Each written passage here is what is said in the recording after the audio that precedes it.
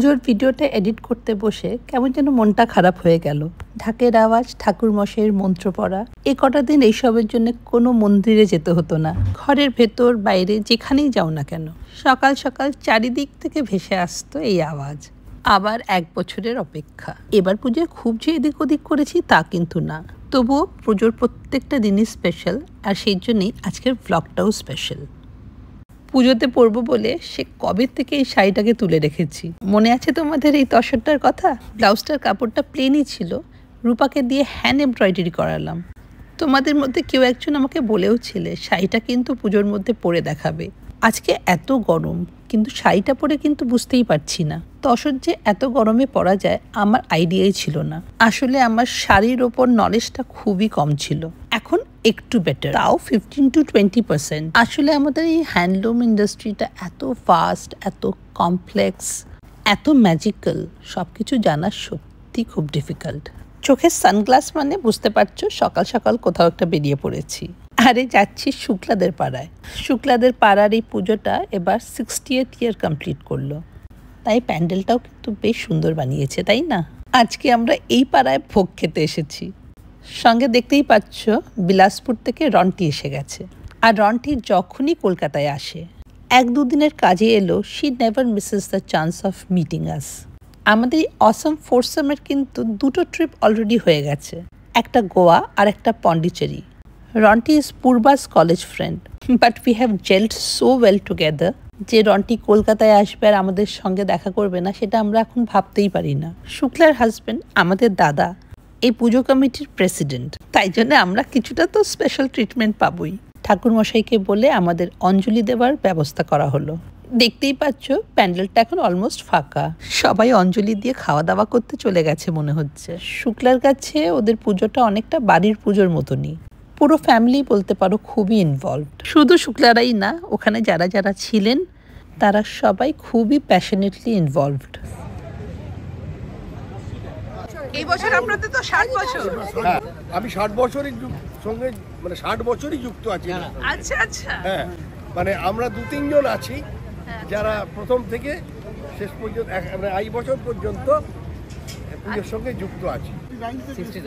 69 থেকে এখানে এসেছেন এবং পুরো ইনভলভ আছি। তবে থেকে আর কত চেঞ্জেস হয়েছে এই পুজোতে আপনি বলুন তো। অনেক চেঞ্জেস হয়েছে। সেই সময়কার পুজো, হ্যাঁ সেই সময়কার পুজো ছিল খুব অল্প বাজেটের পুজো, ছোট্ট প্যান্ডেল করে খুব সামান্য পয়সায়, সামান্য আমাদের ক্ষমতা ছিল তার মধ্যে, কিন্তু তার মধ্যে খুবই আন্তরিকতা ছিল, ছোট পাড়ার মতো। আস্তে আস্তে আস্তে আস্তে জনসংখ্যা বেড়েছে, পুজোরও কলেবর বেড়েছে। 1966 সালে পুজোর বাজেট ছিল 800 টাকা। 800 টাকা, 800 টাকা। আচ্ছা, আর এখন বাজেট কি রকম? মোটামুটি 25 লাখ টাকা ধরে নিন। এই পুজোতে প্রচন্ড রকম ভালো, তুই তো জানিসই আমার গল্প, আমি তোদের সময় দিতে পারি না, তোদেরই ডেকে এনেছি এখানে যে তোরা সেটা ঠিক কথা, এটা শুক্লাকে পাওয়া যায় না। রেখা বল, এই যে আমাদের বৌদিরা, এরা আমরা পুরো কাজের মানে পুজোর কাজটাতে পুরো ইনভলভ থাকি, আর প্রচন্ড কোথাও বেরোই না আমরা খুব এনজয় করি। সত্যি কথা বলতে আমাদের কোথাও ঠাকুর দেখতে যাওয়া হয় না। এই দেখো চলে এসেছি শুক্লাদের ক্লাবে। আজকে এত গরম ছিল, এসি রুমে ঢুকে যেন শান্তি পেলাম। শুক্লা কিন্তু প্রতি বছর আমাদের ইনভাইট করে, এবছরে হয়তো রন্টি না আসলে আসা হতো না, এর পরের বছর থেকে আমি তো ডেফিনেটলি আসছি।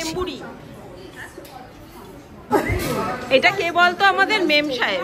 শুক্লার কথা শোনো, বলছে এটা আমাদের মেম বুড়ি। উনিও কিন্তু খুব মজার, বললেন আমার 105 বছর বয়স। আমি বললাম আমিও 95, খুব একটা দূরে নেই।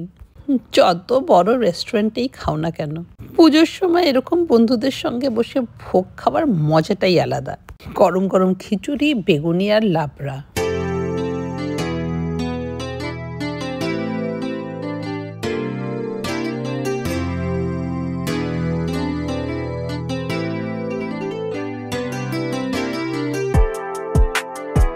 খাওয়া দাওয়া সেরেই দৌড়ে ঢুকে পড়লাম শুক্লার বাড়িতে। না, রন্টি টায়ার্ড হয়নি, আমরা একদম পাগল হয়ে গেছি। সোজা ঢুকে পড়েছি শুক্লার বেডরুমে। শুক্লা এসে একটা নাইটি পরে নিল, আর আমরাও ভোগ খেয়ে মোটামুটি খাটের উপরে গড়াগড়ি দেওয়া শুরু করলাম। তারপর শুক্লা শুধু এটুকু বলল, কি রে তোরা আমার শাড়ি দেখবি না? ব্যাস, শাড়ি আবার দেখবো না? মুহূর্তের মধ্যে রুমটা হয়ে গেল শোরুম। আর ওই দেখো ব্রুক, রন্টি ভয় পায় বলে ওকে বেঁধে রাখা হয়েছে। আর সেই অপমান সহ্য না করতে পেরে তিন নাকি রেগে তারপর সারা দিন সারা রাত কিচ্ছু খাইনি।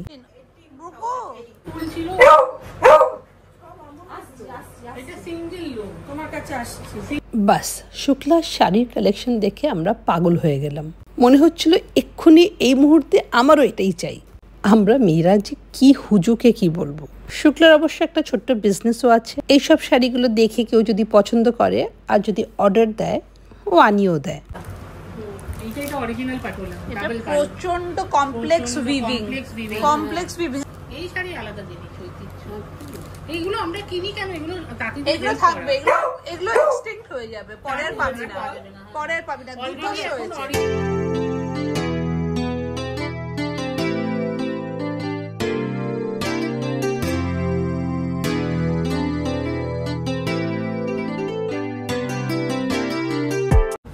মঙ্গলগড়ি সিল্ক, এটা খুব ফর্সা লোক ছাড়া অত ভালো লাগে না।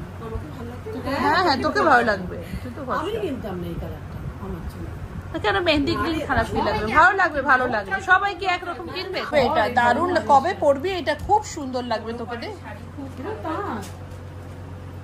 না না, এটা সাউথ সাউথ কটন, সিল্ক না, সিল্ক না, ভীষণ সুন্দর। এগুলো কত দাম? আমাকে একটা আনিয়ে দে তো। 1800 2000। এরপর মনে মনে কিছু ভেবে শুরু করলাম শাড়িগুলো গায়ে ফেলা। শুধু তাই না, শুরু করলাম সব থেকে দামিটা দিয়ে। আলাদা এলিগেন্স।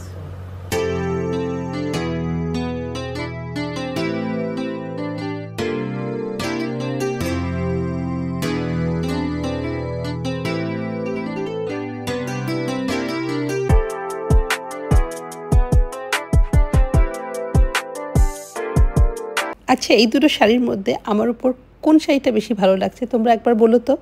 শাড়ি দেখতে দেখতে কিন্তু চা খাওয়ার কথা একদম ভুলে গেছিলাম। শুক্লাই আমাদের মনে করালো আজকে চাটা আমাদের দাদাই বানিয়ে খাওয়াবে। তুমি কেমন চা বানাও বলো, ওরা চা খেতে চাইছে। হ্যাঁ একদম অলরেডি। এটা অন রেকর্ড, কিন্তু তোমার বউ বলেছে তাদের হাতে চা খাবি তোরা ফিদা হয়ে যাবি। ঠিক আছে, আমি জানতাম যে চাটা আমি খাওয়াবো। দাদা ফুল অফ লাইফ। দাদা ইজ ফুল অফ লাইফ। বাবু এখানে আয়, এখানে নাইটির উপরে একটা হাউস কোট পরে চলে। একটা ড্রেস তো পরো। দাদা বলছে দাদা আলমারি করে জামা বের করে দিচ্ছে বউয়ের জন্য। ও বাবা, দাও রে বাবা, এই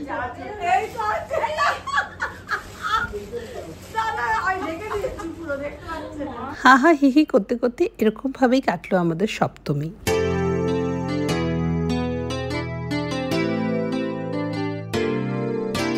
এবার চলে আসলাম অষ্টমীর বিকেলে। গোপালপুর তসরের উপর কালামকারি করে অবন্তী এই শাড়িটা নিজের জন্য তৈরি করেছিল। আমার এত পছন্দ হয়েছে দেখে ও আমাকে বলল ঠিক আছে তুমি নিয়ে নাও। নিজের জন্য ব্লাউজটার উপর কাঁথা স্টিচও করিয়েছিল। আর সেটা দেখে রূপা কিছুতেই ব্লাউজটা কাটতে রাজি হচ্ছিল না। ওর ইচ্ছে ছিল আমি এটা দিয়ে একটা টপ বানাই। প্রায় জোর করে ব্লাউজটা বানিয়েছি। ব্লাউজটা আমার এত স্মার্ট লেগেছে, এটা ছাড়া তো শাড়িটাই খুলতো না।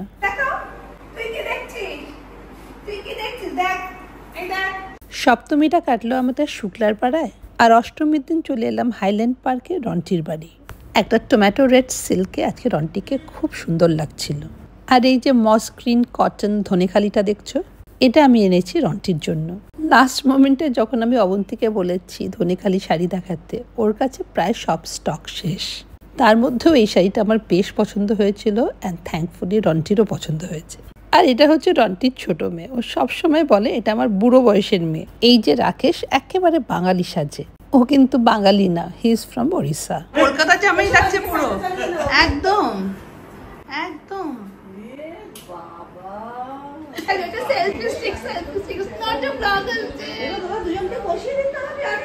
তুমি ভিয়েতনাম থেকে কফি এনেছো, সেই কফি আমি খাবো না, সেটা কখনো হয়? হ্যাঁ কফি শট, হ্যাঁ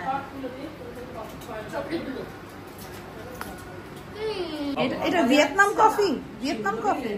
this is the best thing you could have done. Thank you, thank you, thank you. আর এই যে স্নেহা, রন্টির বড় মেয়ে, কেআইটি থেকে পাস আউট করে চাকরিও করতে আরম্ভ করে দিয়েছে। এখন থেকেই বলছে আরো 40 ইয়ার্স অফিস করতে হবে, কি করে করব। আর দুজনের ড্রেসটা দেখেছো, মিশো থেকে 400 টাকা করে দুজনের জন্য কিনেছে রন্টি। ভীষণ সুইট দুজনে।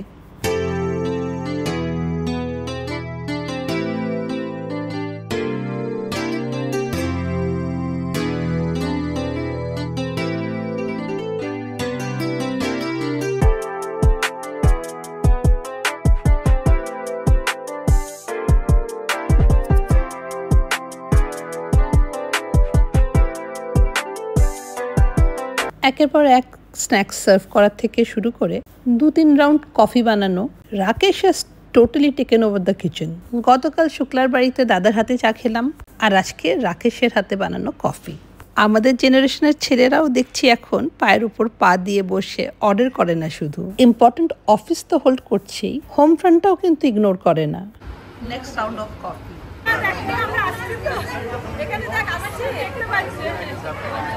তারপর আমরা চলে এলাম নিচে কমপ্লেক্সের ঠাকুর দেখতে। সবাই এত সুন্দর সেজেগুজে ঘুরে বেড়াচ্ছিল, বসে চারিদিকে দেখতে দেখতেই কিন্তু বেশ সময় কেটে যায়। রন্টি আমাদের নিচে নিয়ে এসেছিল ক্লাবে বসে ডিনার করাবে বলে। বাড়িতে অনেক রান্নাই করেছিল, কিন্তু সব ননভেজ। অষ্টমীর দিন যে ননভেজ খাবো না, ও সেটা ভুলেই গেছিল। তবে আজকে একটা মজার জিনিস হয়েছে। ক্লাব হাউসে ঢুকে দেখলাম অনেক ভিড়। আমরা একটা টেবিল নিয়ে বসে গেলাম। ওখানে যে একটা মিউজিক্যাল কুইজ কম্পিটিশন চলছে সেটা আমরা জানতামই না। একজন এসে বলল, দিস ইজ টেবিল নাম্বার 1, আপনারা কি খেলছেন? টু মাই সারপ্রাইজ রন্টি মাথাটা নাড়িয়ে দিল। আমি হা করে ওর দিকে দেখছি, লোকজন ওখানে সিরিয়াসলি কম্পিট করছে। রন্টি এরকমই, আরে ঠিক আছে, জো হোগা দেখা জায়গা।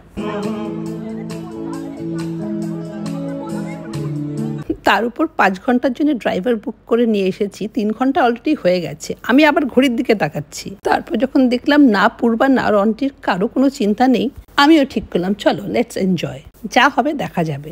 তাই অবশ্য হলো। আমরা কিছুই পারছিলাম না, আদার্স ওয়্যার টু গুড। আমরা ছিলাম চিয়ার লিডার্স। আমরা আমাদের কম্পিটিটরদের জন্য অনেক হাততালি দিয়েছি। Making noise is a ফোর্টে।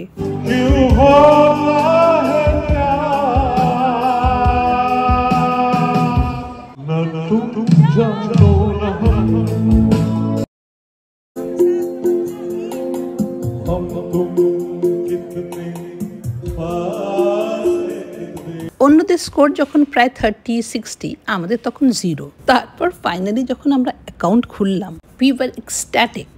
তারপর ঘড়ির দিকে তাকিয়ে দেখলাম একেবারে সিন্ডারেলা কেস। ড্রাইভার ছাড়তে হবে, ওর আবার ডিউটি আছে, আর তাই আমরা টেবিল ছেড়ে দিলাম দৌড়। It was an amazing evening, but incomplete. আর সেটাই কমপ্লিট করার জন্য আমরা কিন্তু আবার নবমীর দিন পৌঁছে গেছি রন্টির কাছে। And on my way back, I met someone very special, one of my subscribers, my YouTube family. But I again got encouraged seeing you wearing sarees.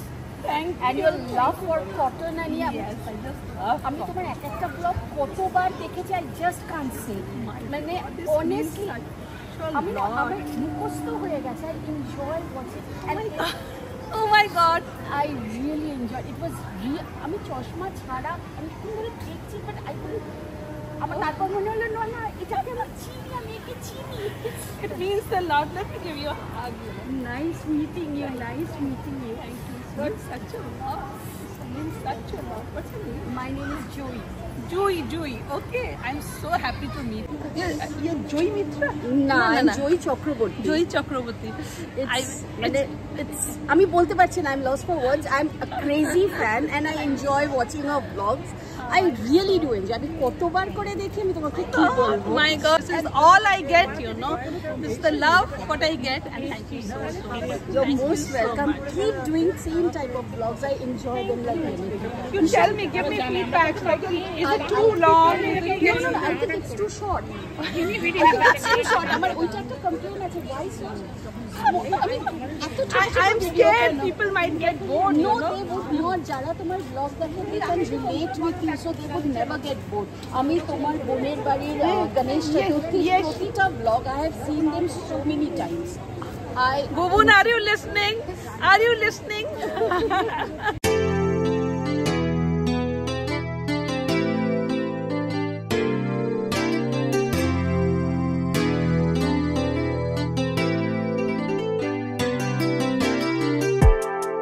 অষ্টমীর থেকে কিন্তু আমার ব্লগটা ট্রানজিট করে গেছে নবমীতে, তোমরা নিশ্চয়ই বুঝে গেছো।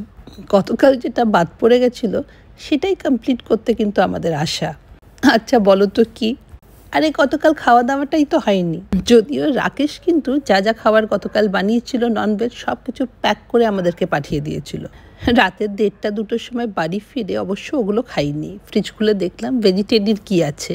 আর কিছু থাকুক না থাকুক, দুধ মুড়ি তো আমার সবসময় রেডি থাকে। তবে আজকে আমাদের খাওয়া দেখে মনে হচ্ছে গতকাল যেটা মিস করেছি সেটাকে টোটালি কম্পেনসেট করেই বাড়ি ফিরবো।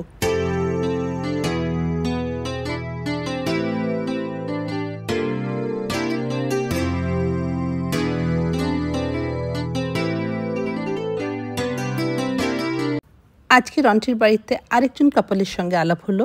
রন্টি আর রাকেশের খুবই close friends and of course their lovely daughter. বাচ্চাগুলো তখন ছিল না যখন আমরা এলাম, কারণ ওদের নিচে কিছু একটা পারফরমেন্স ছিল।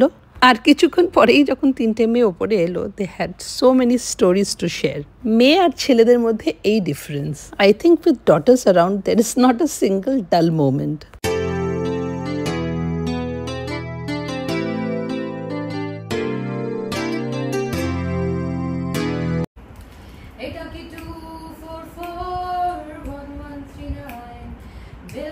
তুমি পারছো কি শুনতে? 10-12 বার রং নাম্বার পেরিয়ে তোমাকে পেয়েছি, দেব না কিছুতে আর হারাতে। Did my time, took my chances. Oh, where the distance, now I'm back on my feet. Just a man and his will to survive. আমার পুজোর পুরোটা না হলেও 3 দিনের কিছু ছোট ছোট মুহূর্ত নিয়ে এই ব্লগটা আশা করি তোমাদের ভালো লাগবে। আজকে এখানেই শেষ করলাম।